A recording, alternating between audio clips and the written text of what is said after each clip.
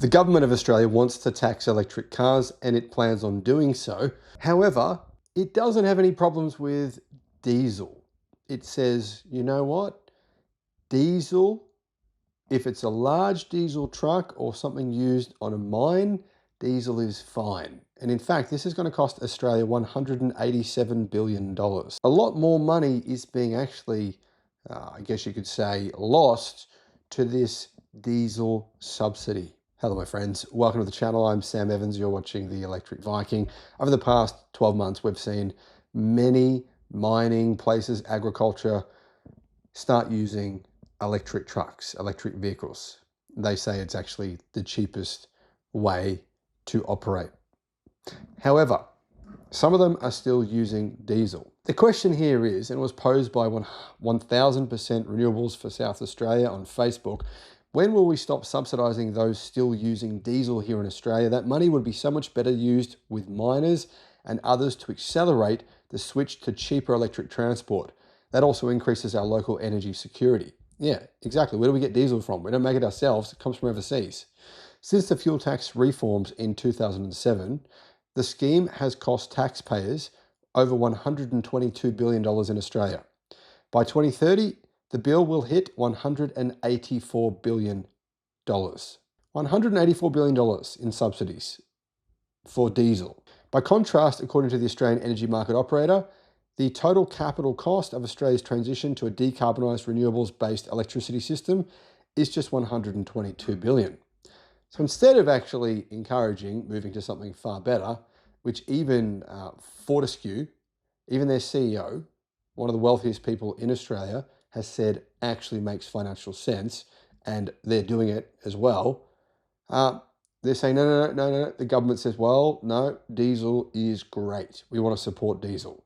Obviously, they're ignoring the fact that diesel is well known as a carcinogenic, and it does cause cancer, amongst many other things. Our Renewable Economy says this: if Australia is serious about its climate commitments, fiscal sustainability, and our generational opportunity to lead as a green energy and exports superpower, this handout that pays polluters to pollute is overdue for reform. CEF proposes that companies be required to reinvest any fuel tax credits above a $50 million annual cap into clean energy diesel alternatives, or forego those credits and basically do something different. For example, Fortescue, a major beneficiary of fuel tax credits, fully supports the proposal from Renewable Economy to have the government stop funding diesel. I mean, really, one of the biggest miners in the world, one of the biggest in Australia, Fortescue are saying, New Economy, we agree. This subsidy for diesel is idiotic. This year alone, the scheme, a top 20 budget expense, is costing the public purse $11 billion. And this will climb to over $13 billion a year, every year, by the end of the decade. Since the fuel tax reforms in 2007, the scheme has cost taxpayers over $122 billion. By 2030, the bill will hit $184 billion. By contrast, according to the Australian Energy Market Operator, the total capital cost of Australia's transition to a decarbonised electric, renewables-based future electricity system is just $122 billion. So we could choose that, or we could just keep on subsidising diesel and blaming electric cars for damaging roads. Interesting, isn't it? When trucks, 95% of them, and in fact, according to data from Victoria, from the government themselves, 95% of the damage done on Australian roads has nothing to do with electric vehicles. It's actually trucks causing it.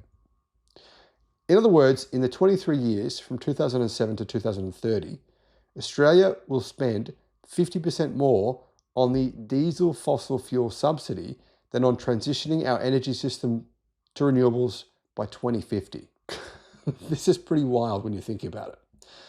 The biggest beneficiary is the mining sector, which has received $57.5 billion in rebates since the scheme began.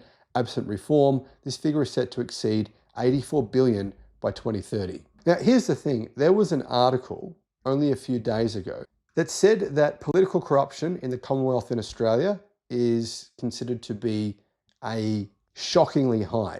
Anti-corruption advocates are calling for greater scrutiny over political lobbyists. They say political lobbyists from the oil and gas industry and the mining industry have taken over the government. It's wild. I mean, put it this way, guys. All the politicians we have in Australia, in Canberra, put them all together, yeah, there is more lobbyists in Canberra by a factor of 3 that are just camped there in Canberra. Lobbyists for who exactly? Who are these? They're lobbyists for really 3 main industries: mining, oil and gas, and gambling. And lobbying has become a big business in Australia. At last count, around 727 lobbyists were registered in the national capital, more than 3 times the number of elected officials sitting in Parliament. The infiltration is shockingly high in the resources industry.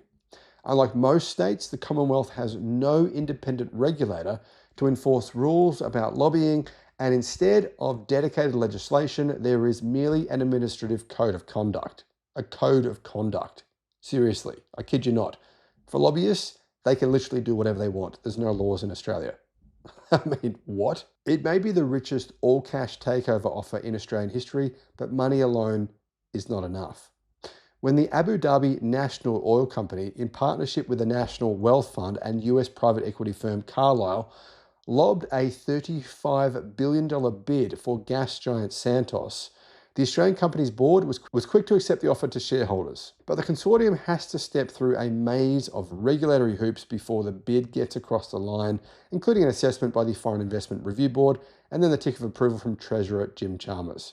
Now, seeing what's been happening in our gas industry, also in oil, and also in the mining industry, we can see that basically lobbyists have taken over these industries.